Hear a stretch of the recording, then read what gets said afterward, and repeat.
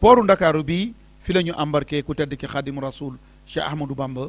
ñaar fukki fan ak benn ci weeru septembre ci at moomu di 1895 ci bateau bu ñuy wax la ville de Pernambouc ji dëkk boo xamante ni mu ngi nekk ci Brésil. kon diggante ndakaaru ak Conakry fii la sëriñ bi jullee woon ci géej gi julli tisbaar googu nga xamante ni bii ci la ko defee ci géej gi. pooru ndakaaru bi fi la ñu embarqué ku tedd ki xaadimu rasul Cheikh Ahmadou Bamba ñaar fukki fan ak benn ci weeru septembre ci at moomu di 1895 ci bateau bu ñuy wax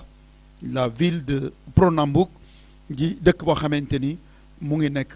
ci Brésil. kon diggante ndakaaru ak Conakry fii la sëriñ bi jullee woon ci géej gi julli tisbaar googu nga xamante ni bii ci la ko defee ci géej gi.